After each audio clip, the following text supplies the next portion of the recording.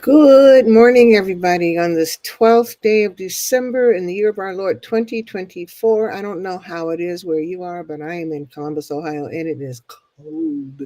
It is cold and windy. But thank God we're here.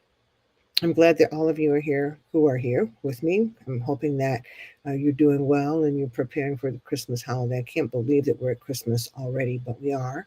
So I hope that everybody is getting ready for that. You know what I really love about the Christmas season? Because, like I said, to me, it's not about Jesus, it's about capitalism, and it's about people making the corporations more wealthy. So I struggle with that. But you know what I really like about Christmas, the season of Christmas? I like the lights.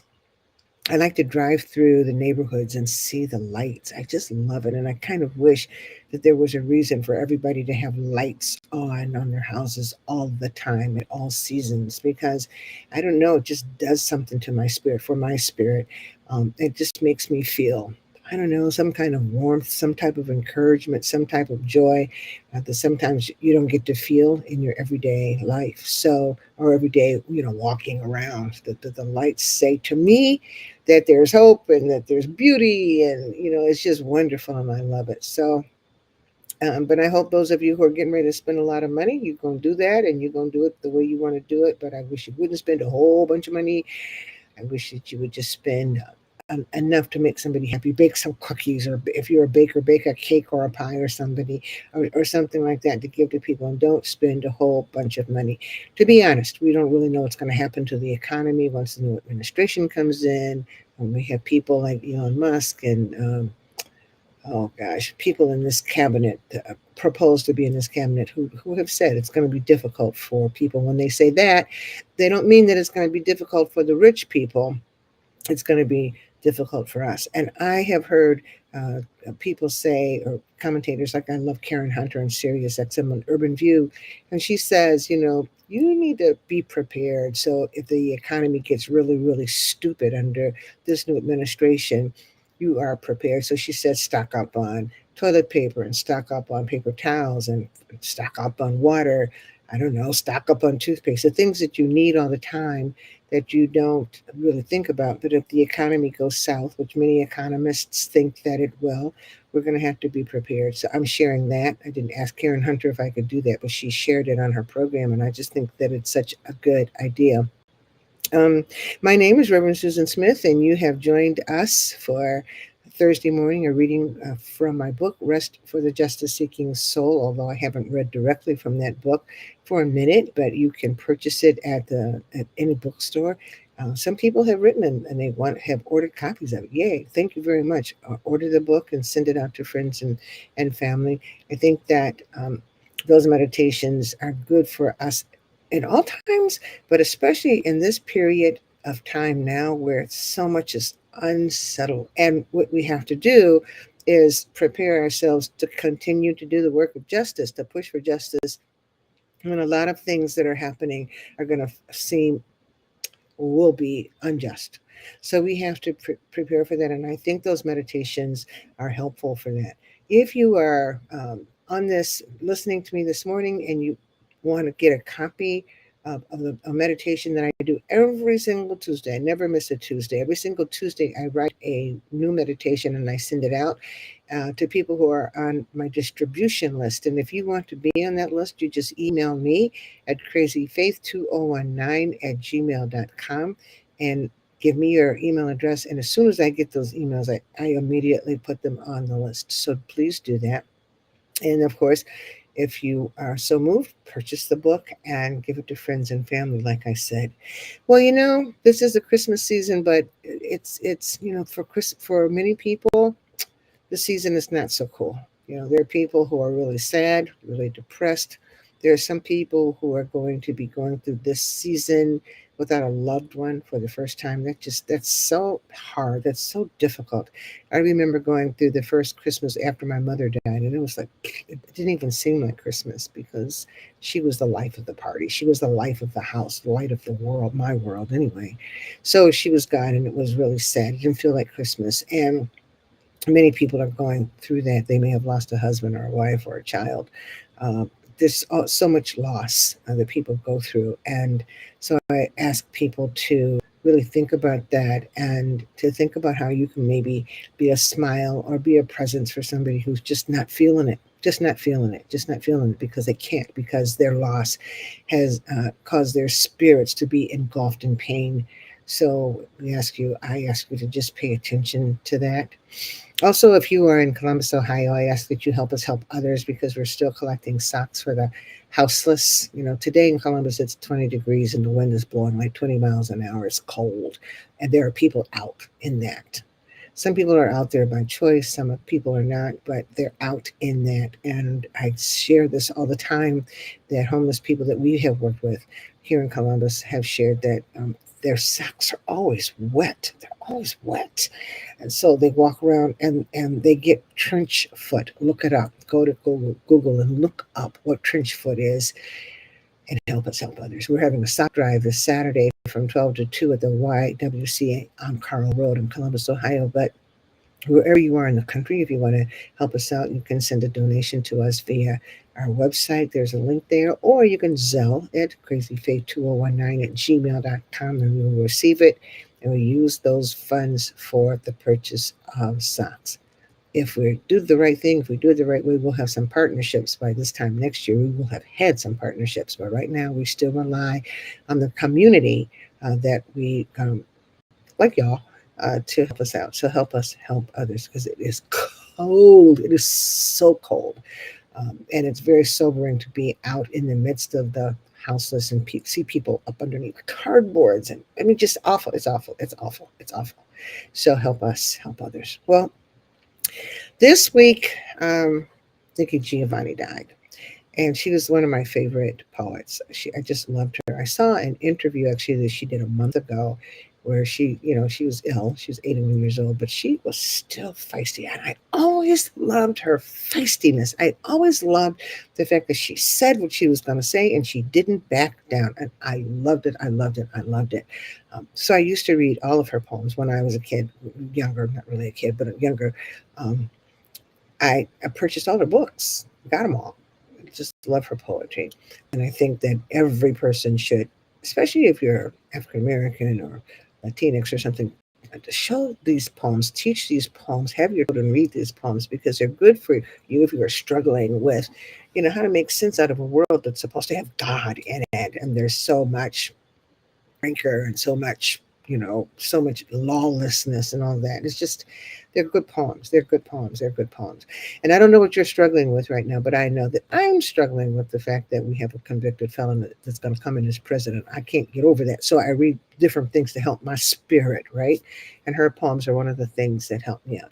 So I wanted to read to you today the meditation that I did for this week, because I had her on my mind.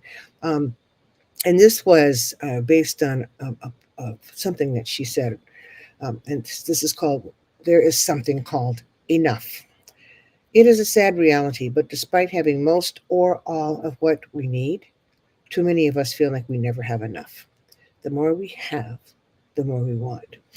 I remember taking my choir to West Africa, where we sang in several venues, including some villages. In the villages, there were always a lot of children who greeted us with smiles and laughter.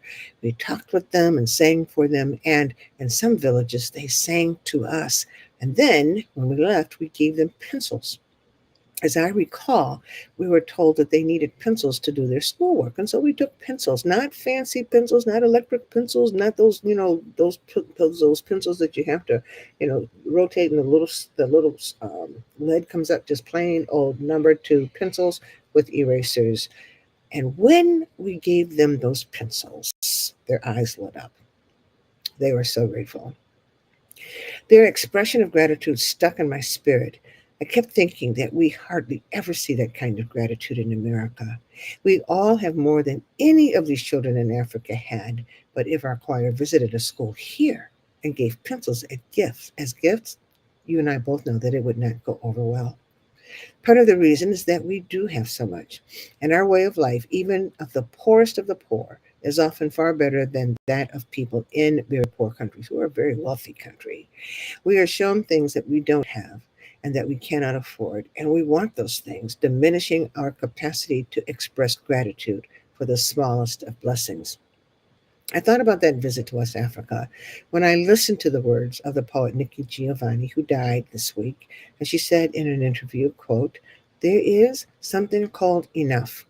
White Americans have not learned what it means to have enough, so that they're never satisfied. They're always wanting more, and you cannot have more because that means that someone else has less," end quote. It is true that the more we get, the more we want. At Christmas, when I was a child, we didn't have enough money for us to get the dolls that they showed on television. So my siblings and I would get items that were sort of like what we saw on television, but far cheaper. Our neighbor next door, an only child, always got the television stuff, and we noticed it and were a little disappointed sometimes, but we also grew to like what we had gotten. They were enough. Our presents were enough. Had we ever gotten one of the toys we'd seen on television, we would have been disappointed if, on subsequent special days like the birthdays and Christmas, we had been given the less expensive toy. That's like having a hoopty, a hoopty, and then you have a better car. You can't go back to the hoopty and feel the same way. That's what I'm talking about. There is something about the human spirit that always wants more money, more adventure, more recognition, more opportunities. We too often cannot be satisfied with the blessings we have because we are looking for what the next blessing will be. And our desire is that the next blessing will be bigger than the last one. People go broke or suffer serious injuries by overspending on the one hand or by engaging in an activity that is more challenging than the last one. We step over what we have and refuse to whisper a thank you for what we already have and what we've already done. The only thing that matters, it seems, is getting more of what we already have. Nikki Giovanni wrote a lot of poems, obviously, but my favorite in my youth and now is Nikki Rosa. And I can remember reciting that poem at an assembly in middle school, and I remember feeling defiant and powerful as I quoted the last line of the poem, that despite society feeling like we as Black people had so much less than they, that we really had quite enough. I love that line. Absolutely the truth. I can still feel that surge of indignation at the society that thought we were suffering because we didn't have all that it said existed and that we should want. And here's that poem. Childhood remembrances are always a drag if you're Black. You always remember things like living in Woodlawn with no inside toilet. And if you become famous or something, they never talk about how happy you were to have your mother all to yourself and how good the water felt when you got your bath from one of those big tubs that folk in Chicago barbecue in. And somehow, when you talk about home, it never gets across how much you understood their feelings as the whole family attended meetings about Hollydale and even though you remember your biographies, never understand your father's pain as he sells his stock and another's dream goes. And though you're poor, it isn't poverty that concerns you. And though they fought a lot, it isn't your father's drinking that makes any difference, but only that everybody is together. And you and your sister have happy birthdays and very good Christmases. And I really hope no white person ever has cause to write about me because they never understand. Black love is Black wealth. And they'll probably talk about my hard childhood and never understand all the while I was quite happy. Love that poem. This poem said we had enough. And her words made my spirit rock back then and even now. We had mothers who combed our hair and cooked the best food ever. And my family, we had Christmas with either a live tree or a phony one with that ridiculous circle light. We did in my family, had fathers who would wait to buy the real trees on Christmas Eve because it was cheaper.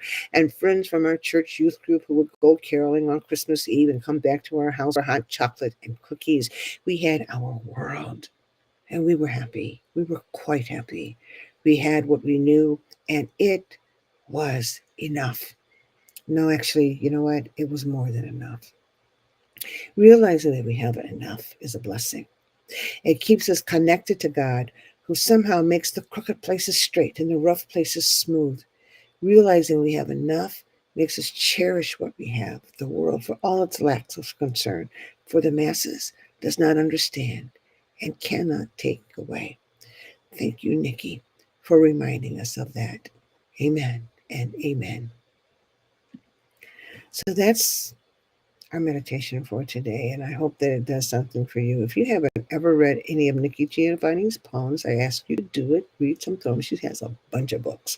She has a book of poetry that she was working on, at the time of her death. I think it's called The Last Book, and it's going to be published sometime next year. But read the book, read the poems, and read them to your children, and read them to your daughters, and read them to yourself, and internalize the words, because they really are strength giving, strength giving. So that is it for today on this 12th day, this cold, windy day, on the 12th day of December in our year 2024. It's about the end of this year already. And we have a lot of work to do. We have rough days ahead of us, so we have got to get our spirits fed and girded up for the battle ahead. So do that. Read some poems, take some walks, have some quiet meditation time. Rest yourselves, rest your bodies, rest your spirits, rest your minds, because we have a lot of work to do to try to maintain, hold on to the freedoms that so many people worked for us to have. This is going to be a walk that we are all going to need to take together. I hope that we will do that. You guys have a really good Thursday, and I'll